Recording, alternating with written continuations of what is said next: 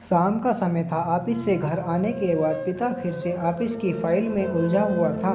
तभी उसका 7 साल का बेटा पास आया और बोला, पापा क्या मैं आपसे कुछ सवाल पूछ सकता हूँ? हाँ पूछो, फाइल से नज़र हटाए बगैर पिता ने जवाब दिया।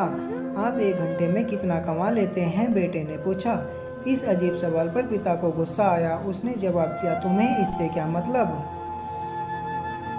क्यों बेकार के सवाल पूछकर मेरा समय खराब कर रहे हो? देखते नहीं मैं काम में बिजी हूँ। पापा मैं बस जानना चाहता हूँ, प्लीज़ बताइए ना, आप 1 घंटे में कितना कमा लेते हैं? बेटा जिद करने लगा। 500 रुपये, पिता ने जवाब दिया और काम में लग गया। ओहो, बेटा सिर झुकाकर कुछ सोचने लगा, फिर सिर उठाकर बोला, पापा आप मुझे 300 रुपये उधार दे सकते हैं?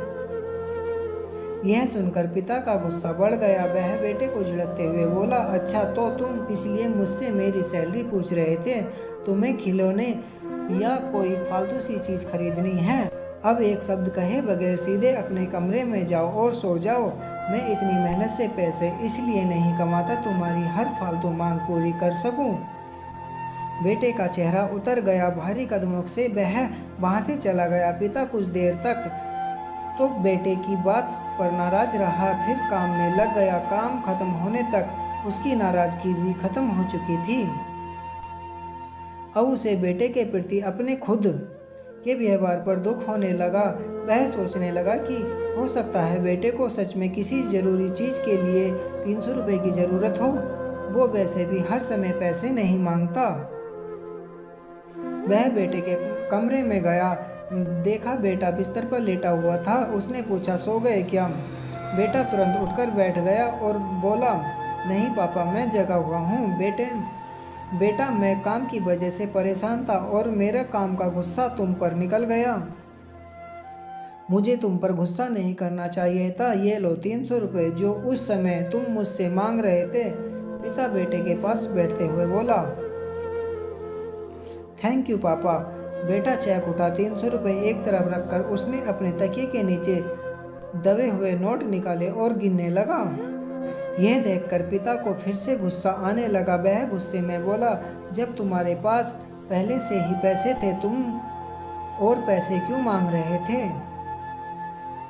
क्योंकि मेरे पास पूरे पैसे नहीं थे पापा, अब हैं। बेटे ने मासूमियत से जवाब दिया, पापा ये लीजिए 500 रुपये। क्या इससे मैं आपका 1 घंटा खरीद सकता हूँ? प्लीज़ कल आप घर पर जल्दी आ जाना, मैं आपके साथ डिनर करना चाहता हूँ। बेटे की बात सुनकर पिता अवाक रह गया। इस कहानी से हमें क्या सीख मिलती है? हम पैसे कमाने की जद्दोजहद में इतने ज़्यादा व्यस्त हो जाते हैं कि हमारा परिवार पीछे छूट जाता है। हमारे पास अपने परिवार और प्रियजनों के साथ बिताने के लिए समय नहीं होता। समय धीरे धीरे हमारे हाथ से फिसलता जा रहा है और बीता समय कभी वापस नहीं आएगा। ऑफिस में हमारा रिप्लेसमेंट बड़ी ही आसानी से ढूंढ लिया जाएगा, लेकिन परिवार का कोई रिप्लेसमेंट नहीं होता। अपने परिवार को महत्व दे। अगर गाइज आपको हमारी ये कहानी पसंद आए तो प्लीज़ वीडियो को एक लाइक करना और साथ में चैनल को सब्सक्राइब करके बेल आइकन को प्रेस कर लेना, जिससे हमारी हर एक